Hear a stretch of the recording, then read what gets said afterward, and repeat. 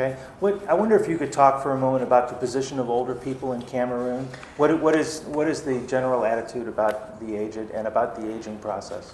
Okay, I would say generally in Cameroon, like in the rest of Africa, elderly people are highly respected within their communities. We still regard them as a canopy of wisdom. They are a link to our ancestral lineage. And at the same time, they constitute a wealth of information that has come from far. We call them the encyclopedias of our society's cultural system and values. And in our view, they must, or everything that has to do with aging should be upheld, advanced, and promoted. Unfortunately, relatively recently, this has not been the same case because, of course, poverty that really struck the Cameroon economy as from the early 90s, some sort of disintegrated the way the family now are beginning to look at the elderly. The HIV and AIDS, that also at this time was increasingly in the communities where young people would die, leave their children at the care and mercy of their grandparents, became a major problem. There is problem of unemployment equally, which means that young people who are normally supposed to stay in the community sometimes and support family members who are leaving and moving to the cities in search of a better life. This means a majority of elderly people now remain alone, only with little children to look after them. At the same time, when you look at gender disparities, for example, men get married to women who are much younger than they are. Sometimes the difference is about 25 years, 15 years, 20 years, which means that the man naturally dies before the woman. So a lot of women outlive men in the society and consequently end up as widows in later years. So generally is to say that even though the solidarity and respect for the aging has been maintained according to Africa's tradition and culture, there is the disintegration of this solidarity and support due to poverty and due to the need for work by younger generations and due to problems of HIV and AIDS. So basically, that is how the situation stands up now. So it means that now, while young people are looking for a way and other family members are trying to look after their families, the elderly now have begun to seek for various means and ways of surviving within the community independently and on their own. But at the government's level, I would like to differentiate into two parts: the informal sector and the formal sector.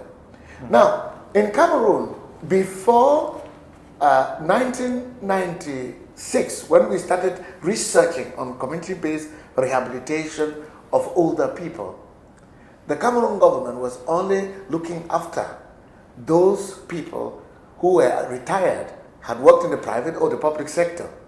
But indeed, the informal sector that constitutes 3/4 of the elderly population in the country and who had never worked in the private nor public sector, who had not contributed a pension to their later years, meant that at the later age, they were going to depend on themselves for social protection. So nothing was said about that.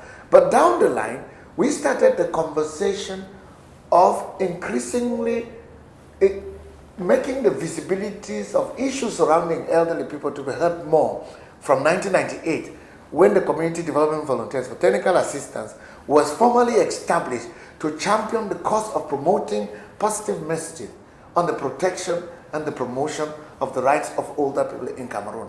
Now, 1999 increased Cameroon's ability for aging because 1999 had already been declared by the United Nations as the International Year of the Elderly, which means, therefore, that as the theme of the year went, a society for all ages, aging was discussed at the UN General Assembly, and of course, aging was supposed to be mainstreamed all over, and that is the first time that the Minister of Social Affairs in Cameroon had the opportunity to attend the first Congress or the first General Assembly in New York at the United Nations on aging.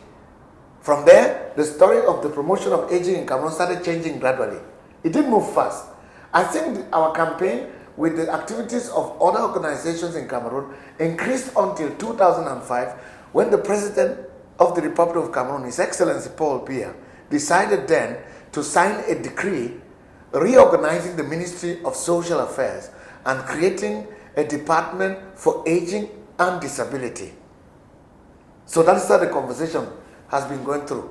But if you want to have an addition now, I want to say that we have increased advocacy at the local, at the regional, and at the national level. And as far as I speak, we have also increased visibility amongst various stakeholders. Different ministries like Social Affairs, the Ministry of Women's Affairs, the Ministry of Justice, the Ministry of External Relations, and so on and so forth. And so the government of Cameroon, in collaboration with the United Nations, Helpage International has also been involved in this process, CDVTA involved, and other stakeholders involved, various regional ministries, departments that are representing the Ministry of Social Affairs in various 10 regions in Cameroon came together, and as of 2012, I am indeed pleased and happy to say that a policy on national aging was validated in our country. That's good news. Yeah. That's good news. Yeah.